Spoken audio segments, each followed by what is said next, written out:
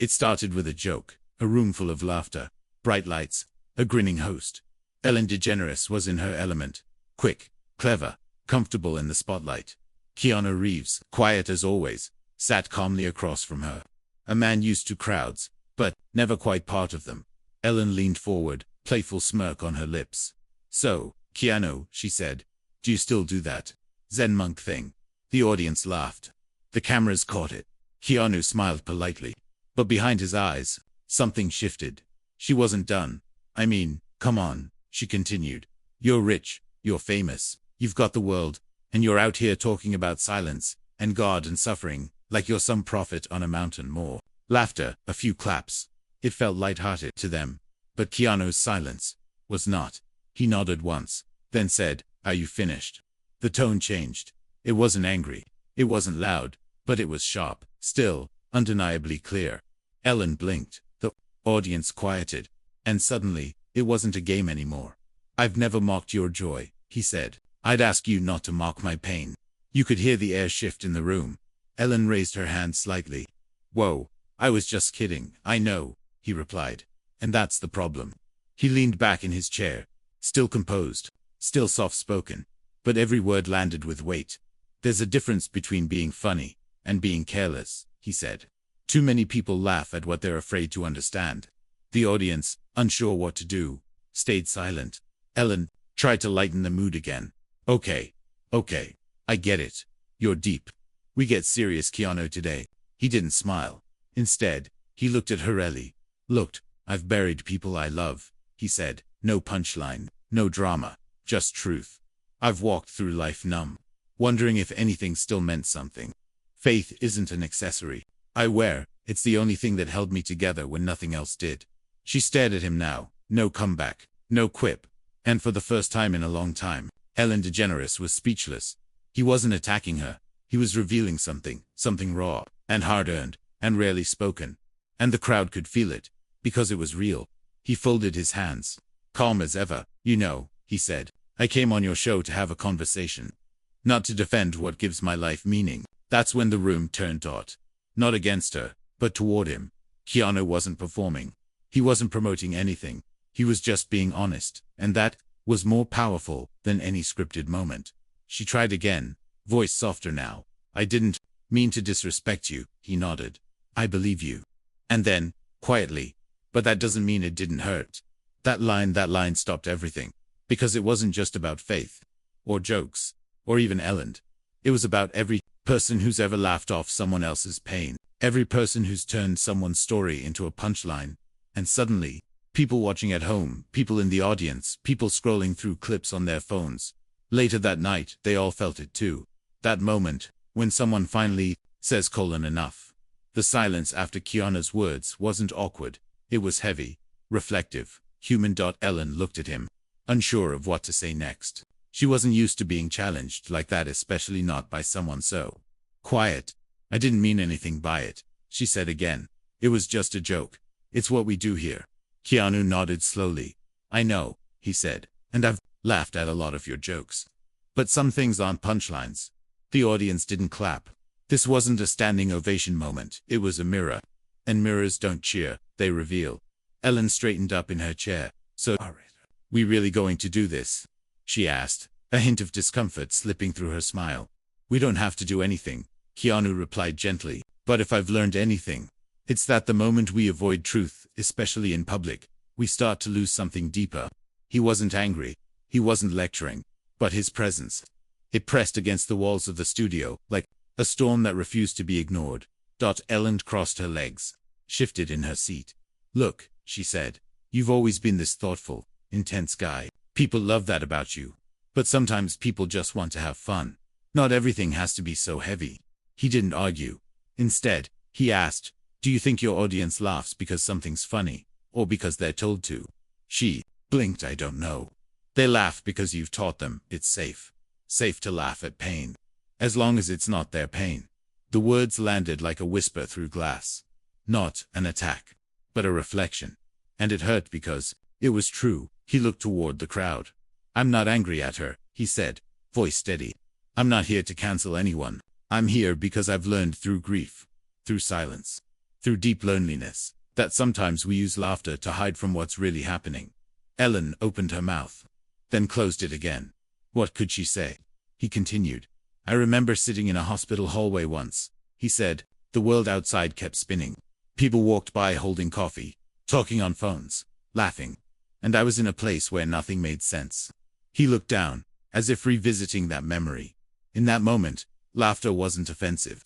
It was just far away, like it belonged to a different world. He looked up again. That's what people don't see. That's what makes the joke sting. Because when you're drowning, someone else's laughter doesn't feel like light. It feels like a wave pushing you under. The audience was silent. Not out of shock. Out of reverence. Ellen finally spoke. I guess I didn't think it through. Keanu smiled. Most people don't, until it's their pain. Her eyes flickered. Maybe with regret. Maybe with recognition. Do you believe everyone should walk on eggshells? She asked. Like no one can laugh anymore. Not at all, he said. I believe we should laugh, but not above people. With them, it was subtle, but the difference hit hard. The room felt different now. Lighter, but not shallow. Humbled, because the audience wasn't just watching a celebrity put in their place. They were watching a man quietly protect something sacred. Ellen sighed. You've been through hell, haven't you? He didn't respond right away. Then he nodded. I've seen things I wouldn't wish on anyone. Held hands that went cold. Buried love so deep I thought I'd never breathe again. And you still believe in God? I have to, he said. Because without faith, all I had left was pain. She looked away. Maybe she wasn't just talking to him anymore. Maybe she was talking to herself. You think I've lost something? She asked suddenly. He tilted his head slightly. I think we all have. But some of us forget where we put it. She laughed, then quiet, shaky. You're not like anyone I've ever interviewed, she said. I'm not here to be interesting, he said. I'm here to be real. The audience stirred for Nolly. Applause didn't erupt. It rose slowly, organically, not because of fame, but because truth had finally filled the room. Ellen nodded slowly. Maybe I needed this. He didn't say, I know. He didn't smile triumphantly. He just nodded once, eyes soft. Maybe we all did. The studio lights dimmed just slightly, but the air in the room felt heavier than ever. Not because anyone was angry, but because the truth had finally stepped onto the stage. Keanu sat still, calm, composed, but you could feel something shifting behind his eyes. This wasn't about Ellen anymore. Not entirely. It was about what she represented. A culture of noise, of shallow conversation, of mocking what we don't understand because silence is too uncomfortable. She looked over at him, less the polished host now, and more like someone searching for a way back to something she didn't even realize she'd lost. I think I used to believe, she said quietly, in God, in something, in meaning, in goodness that wasn't just a performance. He didn't speak, he just listened, and that silence gave her room to keep going. But then I got famous, and money got loud, and laughter became currency, and mocking became easy. Her voice cracked slightly. She wasn't reading lines anymore. She wasn't playing host, she was confessing. I made my career making fun of everything, especially what made people uncomfortable. Faith, pain, hope. Keanu finally responded. Maybe that's why you're still searching. She looked at him, eyes red, hands trembling slightly. I don't want to mock anymore, she whispered. But I don't know how to go back. The entire audience was silent now. No phones, no whispers, just people listening. Keanu leaned in, slowly. And then, with the calm of a man who'd lost everything and still found peace, he said, you don't go back, you go deeper. Ellen didn't respond right away, because that line, you go deeper, didn't sound like advice. It sounded like an invitation. To what? She finally asked. To honesty, to healing, to something bigger than applause. She blinked back a tear, not for the cameras, not for the moment, for herself. What if I'm not good enough? She asked. And that's when Keanu said it. The line that would echo across the internet. The line that would break open millions of guarded hearts. I don't believe in God, because I'm good. I believe in him because I know I'm not. Gasps rippled through the crowd. Not dramatic, just real. Like a wall had been quietly knocked down in every direction at once. Ellen looked at him, completely unguarded now. How do you carry it all? She asked. The grief, the fame, the questions. He smiled gently. I don't carry it. He does. I just walk. The simplicity of the answer made it all the more profound. I used to think faith was weakness, Ellen said, voice shaking. So did I, Keanu replied. And now I know. It's the strongest thing I've ever stood on. The audience was no longer a crowd. They were witnesses. People weren't watching for entertainment anymore. They were watching for something true. And Keanu, he wasn't performing, he was testifying. Not about religion, not about perfection, but about survival, about grace, and about a kind of peace you don't find in the spotlight, but in the silence. After the lights go out, the lights didn't feel so bright anymore. The room wasn't buzzing, like most live shows. There was no need, because something bigger than applause had happened. Something that couldn't be edited out or framed in a meme. Moment of truth had been born on live television. Ellen leaned forward slowly. No longer the host, no longer the comedian, just a woman trying to find her way back to what mattered. I used to believe I had to be strong all the time, she said. Like if I admitted I was lost, the whole world would stop trusting me.